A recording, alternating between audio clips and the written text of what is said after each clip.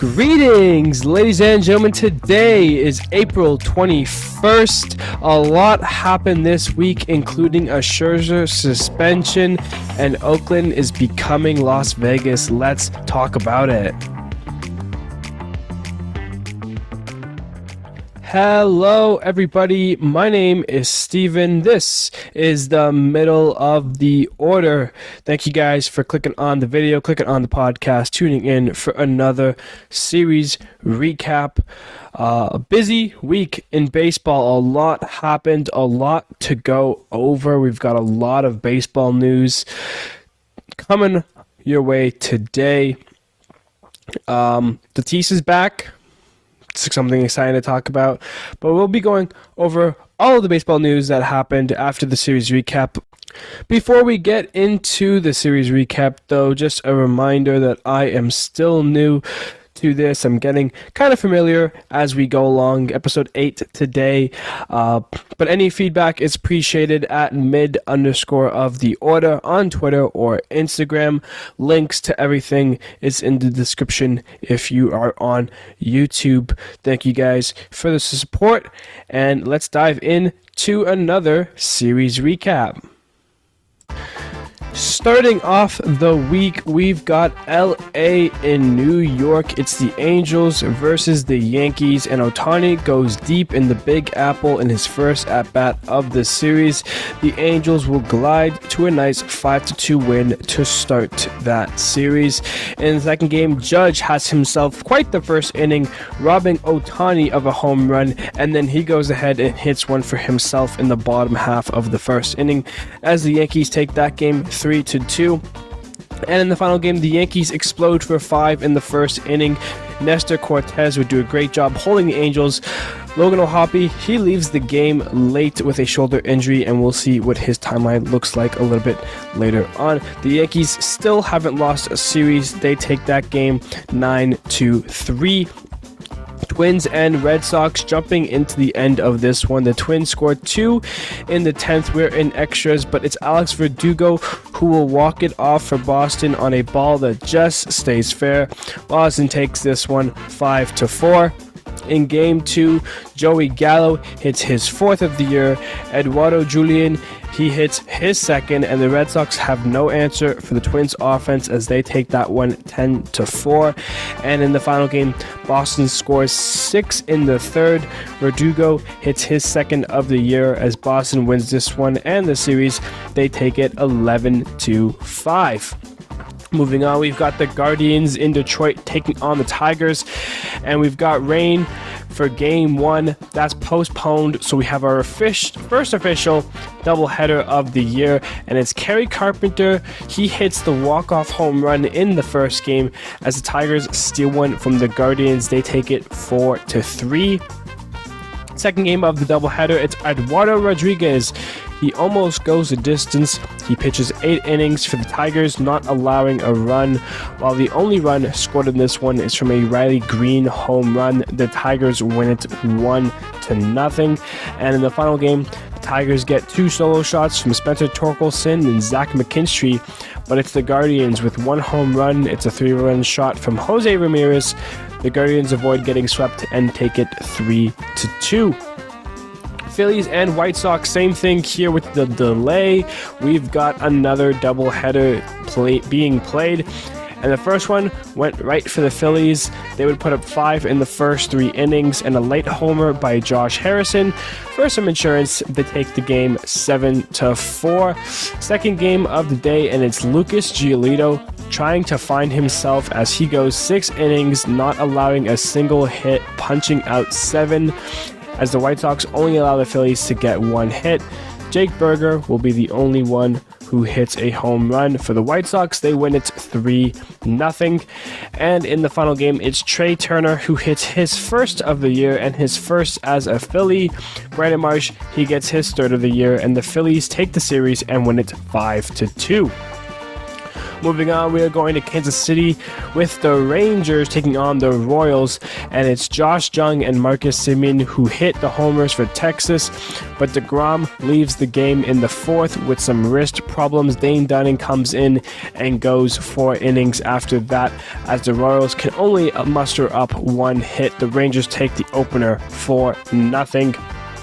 In Game 2, it's Adolis Garcia and Marcus Semien again who homer late in this one to put the bow on the blow-up as Texas takes it 12-2. And in the final game, the Rangers continue to win games. They continue their hot start. They are looking good. They sweep the Royals and take the final game, another blowout, 12-3. Blue Jays are in Houston taking on the Astros, and the Astros rough up Kevin Gausman in the first game. They score 7 runs off him in the first inning alone. Matt Chapman and Santiago Espinal would homer for the Jays, but it's too little too late as the Astros take it 9-2. Game 2, Vlad hits his 3rd of the year. And Matt Chapman, he is playing on a different level right now. He continues his hot start to the year with another home run. The Jays take that game 4-2. And in the final game, it's a close one late before the Astros blow it up and pile on 6 runs in the 8th inning. They take the game and the series 8-1. We've got the Cubs and we've got the A's, and we've got Patrick Wisdom with 2 homers in the game. He's continuing to crush baseballs out of the park. He's been on a roll of late. Cody Bellinger, he goes 5 for 5 as the Cubs win it 10-1. In the second game, it's all quiet in this one before the Cubs score 4 runs in the 8th inning, which would be the only runs in this game. The Cubs take that one 4-0. And in the final game, the Cubs score 4 runs in the 6th and 5 in the 9th as they sweep the A's and take the game 12-2. Brewers and Mariners, Julio Rodriguez and Cal Riley go deep for the Mariners, but that won't help them as the Brewers pour it on. Bryce Terang goes deep for his 2nd of his career. The Brewers take the opener 7-3. In Game 2, it is Willie Adames and Christian Yelich who homer for the Brew Crew as we head to extras where the Brewers outlast the Mariners. They win the game 6-5 in the 11th inning. And in Game 3, it is Julio again with another home run in the series, but the Brewers score 5 in the 8th inning to take the game away from them as the Brew Crew, they sweep the Mariners and take the final game 5-3. Baltimore heads to Washington for a quick 2-game set. Austin Hayes, he scores the only run in the first game as Baltimore wins that one 1-0. And in the second game, Baltimore again shuts out the Nationals. Adam Frazier, he goes deep for his 2nd of the year as Baltimore takes that game 4-0. The Giants are in Miami taking on the Marlins, and Logan Webb continues to struggle as the Marlins mount a comeback versus the Giants, and Jorge Soler crushes the home run that wins it for Miami. They take the opener 4-3.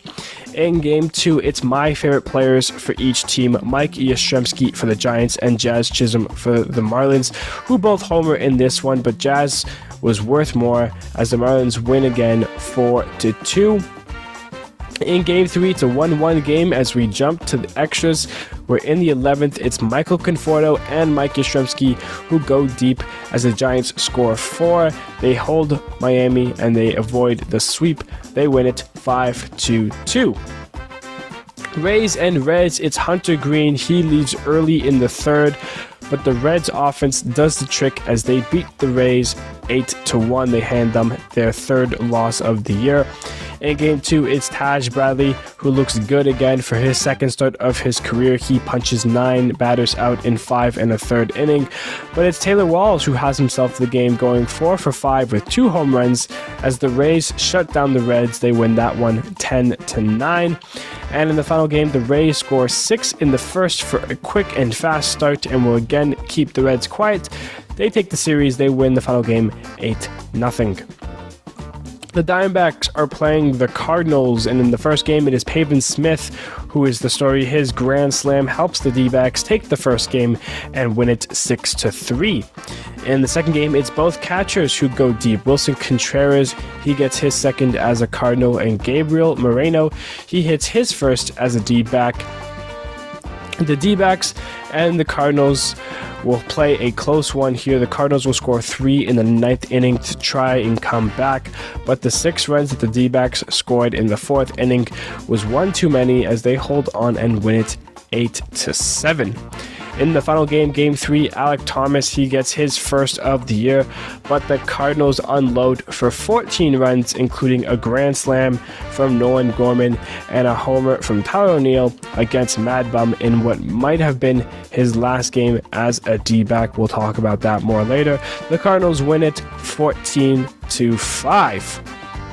Moving on, it's the Pittsburgh Pirates and the Colorado Rockies. Hey, Pittsburgh, man, you guys are playing it right now. Andrew McCutcheon, he gets the scoring started with a home run, and boy, did the Pirates score in this one. They take the opener 14-3. In the second game, it is Jack Sawinski. He hits 2 homers in the game, plus he had 1 in the first game. He has a total of 3 in the series. Chris Bryant, he gets his second of the series as he homered in the first game as well. The Pirates take the second game, though, winning it 5-3. And in the final game, it's the Pirates who enjoyed scoring the 14 runs in the first game. They did it again in the third game. They scored 9 runs in the first 2 innings. Andrew McCutcheon homers again. He's glad to be back in Pittsburgh. The Pirates, yes, the Pirates, they sweep the Rockies 14-3. Braves and Padres, Max Fried, he is back, and he and the rest of the Braves staff shut down the Padres. Fried goes 5 innings. Austin Riley, he hits a 2-run shot. The Braves win the opener 2-0. In Game 2, Sean Murphy, Ozzie Albies, Matt Olson, they all homer for the Braves. Strider goes 6 innings. He Ks 9, and the Braves win it 8-1. And in the final game, it's a Juan Soto home run, the only run in this one, as the Padres avoid getting swept. They win that one 1-0. And finally here, it's the Mets and the Dodgers. Despite Freeman hitting 2 home runs for the Dodgers in this one, the Mets find a way to hold them and get the run support they need as they take the opener 8-6. In Game 2, JD Martinez, he hits 2 home runs, and Kershaw shoves for his 200th career win. The Dodgers take that one 5-0. And in the final game, it's a sticky situation as Max Scherzer gets ejected after an umpire check for sticky stuff, but that would not stop Nimmo and the Mets. Nimmo, he hits his first home run of the year, and the Mets win the game and the series. They take this one 5-3. So a busy week in baseball, but we've got a lot of baseball news to talk about. Obviously, Max Scherzer is the big one, but let's do a little bit of housekeeping and go over some of the smaller news quickly first. Starting off with Kershaw. He notched his 200th career win, the 3rd pitcher in Dodgers franchise history. So congratulations to Kershaw. He's been one of the best pitchers of the decade. So, all the credit to him. Good for him. Liam Hendricks, he announces that he is cancer-free. Officially, he will start playing some baseball real soon, and as he'll work his way back up to Major League. Still will be out for a little longer, obviously, but big ups for Liam Hendricks. Big congratulations, obviously, and a special moment for him and his family going through what he has gone through. Tatis, he's back. He played his first game yesterday since 2021. He nearly missed 18 months, or not nearly missed. He's missed about 18 months, obviously with injury and then the suspension. So he is back in a Padres uniform playing baseball games. So yeah, we'll be able to talk about that more next episode when we go over the next series. Mookie Betts played shortstop for the first time ever. he's an athlete. It's what it does. Not really news there, but I mean, it's pretty funny. Mookie Betts, naturally right fielder, played a little bit of second base, but no, played shortstop yesterday in the Cubs game for the first time ever. Weird thing there. Let's get into some actual news. Madison Bumgarner, he's been DFA'd by the Diamondbacks. He signed a 5-year, $85 million deal 4 years ago. He's currently in the 4th year of that 5-year deal. As a career-wise with the Diamondbacks, he has a 5.23 ERA, and in this year, he has got his ERA to 10.26 in 4 starts. He just doesn't look good. It's been a poor signing from the Diamondbacks. Bumgarner, the whole 5 years, the whole 4 years, has just been an average pitcher. He's had a couple nice starts here and there, but it's been a lot of hard hit balls. So Bumgarner has been DFA'd. He is no longer a Diamondback, and I'm curious to see if any team's going to pick him up. Obviously, he is a left-handed pitcher. He does have a lot of postseason experience, a lot of experience as a whole in the game. So I wouldn't be surprised to see Bumgarner on a different team at some point this year.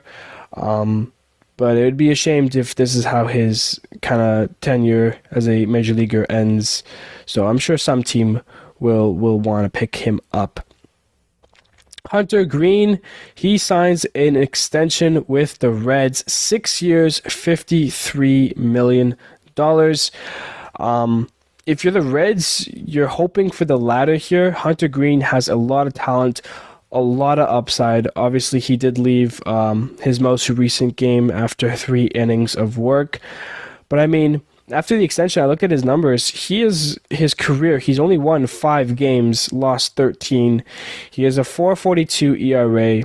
He has 188 strikeouts. Like, he has the stuff. His fastball is electric. It's a fastball that no one's ever seen for a long time, since maybe Chapman was a Red. But he hasn't been consistent enough to warrant what I think would be that kind of ascension. Obviously, the Reds see something in him. Obviously, we can all see Hunter Green. He is exceptionally talented, but he just hasn't been able to be consistent enough and prove that he is an elite arm. Obviously, for 6 years, $53 million isn't that much. We see people getting extensions these days at the wazoo. It's only like $8 million, $9 million a year. But yeah, Hunter Green, he gets paid. So we'll see how he continues to play. We'll see if he remains healthy, obviously. But yeah, that's another big one.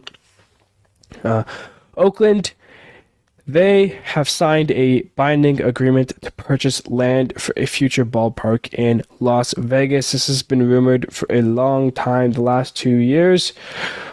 Baseball in Oakland is going to be coming to a close real soon. Last year, they were one of 2 teams that didn't get over 1 million fans last year. Their average this year sits just over 10K. It's had the worst attendance last year, and they were 29th in attendance in 2021. No one wants to go to an Oakland game. You watch that game, you watch that team on TV, the stadium is a ghost town. No one's going to those games. I haven't seen it packed since maybe 2019 for the wild card game against the Rays. I mean, you look at the team, though, they're advertising who would want to go to that game. I mean, Oakland is a team that is going to go full rebuilding mode. They aren't going to be good for the foreseeable future. I mean, they traded away Chapman, Olsen, Bassett, Sean Manaea, Marcus Semien left in free agency. They traded away Sean Murphy.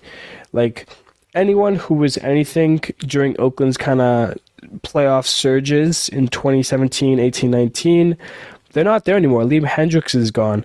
Like, Oakland is no longer the team that was that, like, end of the decade team. It's a team of young players and just not going to be competing. And for Oakland fans, like, they're not going to want to go out and support that team. It's been a tough couple of years. But I don't know what's going to happen with them going forward. I don't know if it's going to be the Las Vegas Athletics, if it's going to be the Las Vegas, change their team name entirely, change the logo. But Oakland Athletics, you're running on your last fumes of baseball, so enjoy it while you can. Lastly here, Max Scherzer, that's the big one. He gets a 10-game suspension. He gets ejected from his game after an umpire check for sticky stuff. He's not going to appeal because he said that he doesn't think he can win it. So 10-game suspension for Max Scherzer. This is what MLB had to say on the matter. Based on the umpire's training to detect rosin on a pitcher's hand, they concluded that the level of stickiness during the check was so extreme that it was inconsistent with the use of rosin and sweat alone. In an interview afterwards, Max Scherzer was talking about what the umpires were saying to him. He swore on his kids' lives that he was just using sweat and rosin. First of all, I don't really like that, swearing on kids' lives. I mean, I believe Max Scherzer. Max Scherzer is not a guy you want to F around with. But never, especially on like live TVs or anything, when you're trying to like prove a point, swear on your kids' lives. You can swear on friends and family and stuff, but don't do kids. I think that's a little extreme. But I understand Max's point. He got ejected and he got suspended for something that he, probably didn't do. I don't believe Max was using any kind of extra sticky stuff. For those of you who don't know, pitchers like to use rosin kind of to get their hands stickier. That helps them with their spin control on the ball, which makes their pitchers better, which makes them better as a whole. A few years ago, we did a lot of cracking down on the use of forbidden substances to help make your hands and the ball stickier, including something like Spider Tack. But it's still around. They still do their checks, and Max Scherzer got busted. They thought it was too sticky for what it was supposed to be, for just rosin and sweat, and they threw his ass out. I think that Scherzer, it's a tough thing, right? Obviously, we're from home. We can only speculate, whether he was actually using anything or not. I believe Scherzer. He's been around this game for so long. And, when you swear in your kids' lives, I mean, you just gotta, like he was mad in those interviews. And, yeah, MLB said that it was inconsistent, it was too much, and they threw him out. That's kind of the gist of the situation. Now the Mets are without Verlander for injury. Now they're out with Scherzer for a little bit with the suspension. So the Mets a little bit in shambles here after paying lots of money for their team. A lot of players injured. Now Scherzer suspended. So the Mets are in a tricky situation here. Obviously, it's early in the year. I'm sure Scherzer will come back and be as dominant as ever. But it is weird to see it. We haven't had an ejection of the sticky stuff in quite a while. I think he's the third player ever to get ejected for having too much stick, I guess. But yeah, Max Scherzer, 10-game suspension, not appealing. That's your gist of it. That is your baseball news for the week. Moving on, we have our game of the week, and we're going to St. Louis, Arizona, and the Cardinals. They played a fun one here, one that got close towards the end as we went down. It all starts in the bottom of the first. Paul Goldschmidt gets the Cardinals on the board, his second of the year, 1-0 there. Cardinals, they challenge a forced play. They overturn that call. Nootbaar singles a ground ball, allowing O'Neill to score. This is in the bottom of the second. The Cardinals up 2-0 there. Top of the third, it's Josh Rojas for the Diamondbacks. He singles in Moreno and then gets tagged out trying to advance to second. So 2-1 there. Now the top of the fourth. This is where things unravel as Diamondbacks score 6. Walker doubles, Ahmed doubles. Moreno then hits the home run, a 3-run shot, and all of a sudden you blinked and it's 7-2 Diamondbacks. Dylan Carlson in the bottom of the 6th, he doubles in 1 run, 7-3. Then in the top of the 7th is Longoria. He singles in Roja, 8-3 Arizona. And the bottom of the 7th, Wilson Contreras, he hits his home run there. It is now 8-4. And then in the 9th, a ground out by Burleson makes it 8-5, 1 out there. Then Wilson Contreras, he homers again. He had 2 home runs in the game.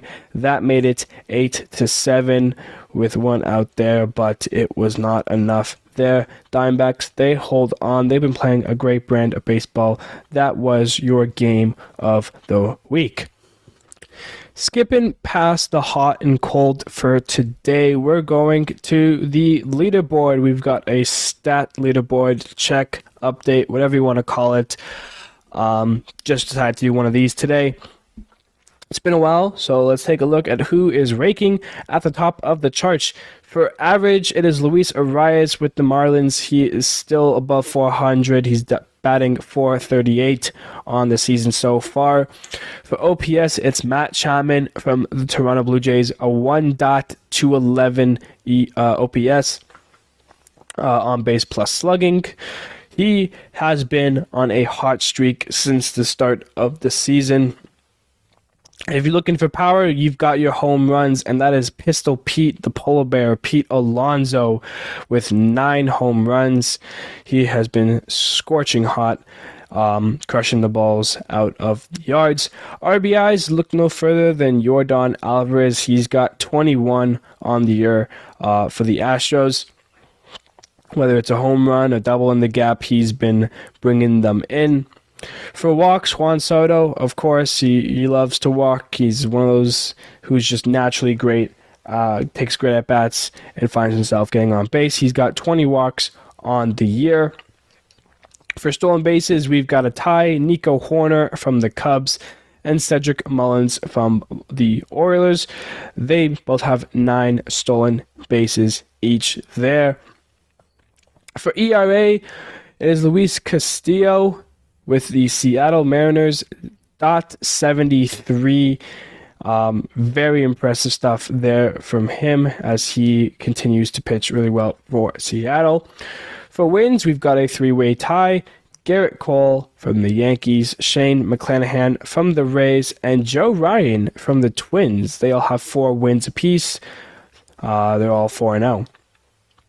And lastly, we've got saves, and it's the Blue Jays' Jordan Romano. He's up to 7 saves on the year there. So yeah, that is your stat leaderboard update. Now it is time for our outstanding performances. We're going to start off with the Tigers' Eduardo Rodriguez in that second game of the doubleheader. He went 8 innings pitched, 4 hits, no runs, no walks, and struck out 10. His best start probably as a Tiger since he signed that deal, I think, last year or 2 years ago. That's definitely got to be one of his best starts, one of his better starts recently for sure. So props to him there. Moving to Houston, we have Luis Garcia. He has been kind of rocking back and forth recently on starts. Nothing too spectacular, but he has one against the Blue Jays. 7 innings pitched, 2 hits, no runs, a walk, and 9 strikeouts there. And finally, of course, Clayton Kershaw, his 200th career win, and it was a phenomenal start. He went 7 innings pitched, 3 hits, no runs, no walks, and 9 Ks there. Win number 200 for him there. Shout out to Nick Martinez. He had a good start with the Padres as well. But those are your 3 outstanding performances of the week. Now we've got a look at our weekend series coming up, and it starts with the Blue Jays and the Yankees, the first time these teams will meet this year. The White Sox, they're in Tampa taking on the Rays. The Tigers are in Baltimore. The Nationals take on the Twins. Marlins versus Guardians. Royals at Angels. A's at Rangers. Cardinals at Mariners. The Astros and the Braves, a little fun one there, 2021 World Series rematch there. Rockies and Phillies. Red Sox and Brewers, the Reds and the Pirates, Dodgers and Cubs, Mets and Giants, and finally the Padres and the Diamondbacks. A fun one there, the 1 and 2 seeds of the West Division. Finally here, something new I want to add to the podcast is a what if series, and that's basically going to be me going over the playoffs if it started today. I'm going to look at those top 6 seeds and tell you who would win the playoffs if it started today. Just a little fun thing for me. We're going to try to mix it up every other weekend, maybe every other week. But yeah, let's get started with our first what if of ever. Starting off, we have the Blue Jays as the current 6th seed, taking on the Twins in the Central Division winner as the current 3 seed.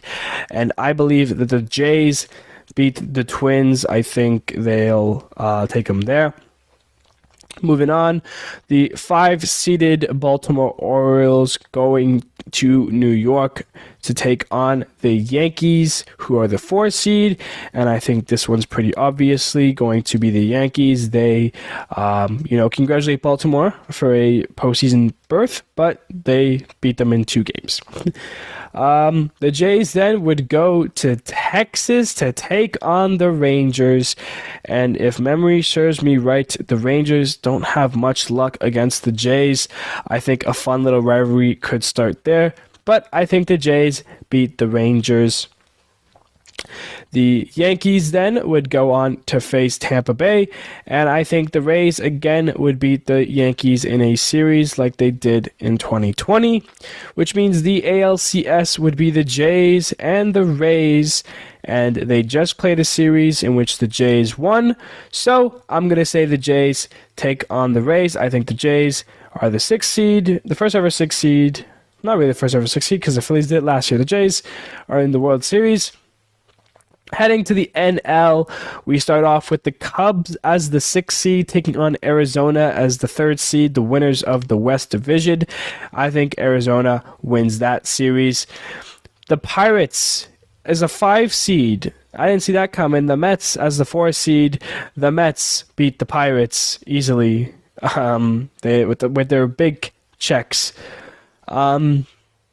The Diamondbacks would then go off to face the Brewers, 2nd seed in the NL there.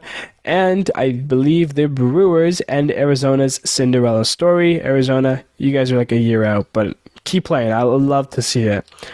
Meanwhile, it's the battle of the East. It's the Mets and the Braves. Can the Mets finally overcome them? They cannot. The Braves beat the Mets, and advance to the NLCS to take on the Brewers, in which they will do so as well. The Braves beat the Brewers in 6 games there, and they are heading to the World Series. A little rematch there. It's the Braves versus the Jays for the 2023 World Series.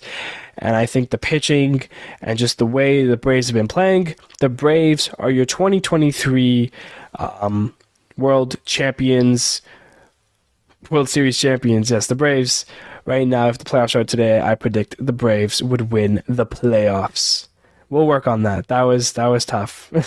But that will end today's episode. Thank you guys so much for tuning in for another week's episode. If you are new, please feel free to subscribe, like the videos, like the podcast.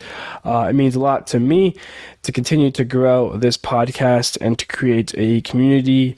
But thank you guys so much. I hope you guys enjoy your weekends. Next week episode for the Monday might be a little bit delayed. I'm not sure. I got exams coming up for myself, so we're going to see how I can work my way around that all.